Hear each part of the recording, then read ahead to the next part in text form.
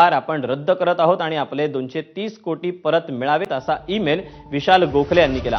मात्र फक्त गोखलेंनी ईमेल करून हा व्यवहार रद्द होणार नाही, कारण विशाल गोखले आणि जैन बोर्डिंगचे विश्वस्त यांच्यामध्ये झालेल्या करारानुसार जर व्यवहार रद्द झाला तर विश्वस्त पैसे परत द्यायला बांधील असणार नाहीत। त्यामुळे विशाल गोखलेंच्या 230 कोटींचं काय होणार हा प्रश्न उपस्थित झालाय।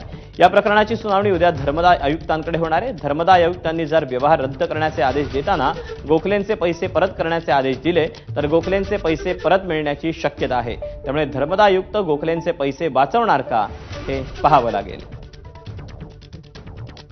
महाराष्ट्र के मुख्यमंत्री श्री देवेंद्र फडणवीस जी को, मैं यहाँ के पालक मंत्री अजित जी पवार जी को और जो दो उप मुख्यमंत्री हैं शेखनाथ शिंदे, अजित जी पवार, यहाँ के पालक मंत्री, यहाँ के जो सांसद हैं अण्णा मोहर जो है मुरलीधर मोहर, उनको मैं आह्वान करूंगा और सभी संस्थाओं को आह्वान करूंगा, पूरे विधानसभा महाराष्ट्र को आह्वान करूंगा, बल्कि मैं भारत के पीएम को भी आह्वान करूंगा कि यदि आपके रहते हुए यदि हमारे समाज का मंदिर समाज को नहीं सौंपा जाता है तो 1 तारीख से मैं भी अनशन करूंगा और आप भी हमारे साथ में यहाँ पर आकर अनशन को बैठें।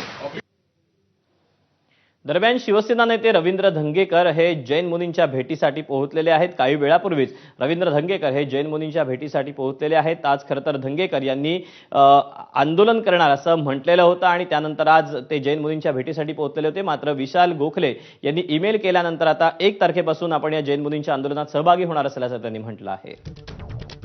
हे मंदिर ज्या बिल्डर लॉबीने आणि ज्यांच्यामुळे हे घाण ठेवले गेले त्याचा आज मला असं वाटतंय की काल आदरणीय अमित शहा मुंबईमध्ये आलेत आणि त्यांनी दिलेला आदेश हा ह्या सगळ्या प्रकरणाला योग्य दिशा देईल असं वाटतंय। आणि ह्या सगळ्या प्रकरणामध्ये देवेंद्र फडणवीस साहेब असतील, एकनाथ शिंदे साहेब असतील, अमित शहा साहेब असतील, ह्या सगळ्यांनी ह्याच्यामध्ये लक्ष घातलं आणि हे आज मंदिर मुक्त होणार एवढी मोठी वास्तू आज मी पहिल्यांदा या वास्तूमध्ये येतोय। महाराष्ट्र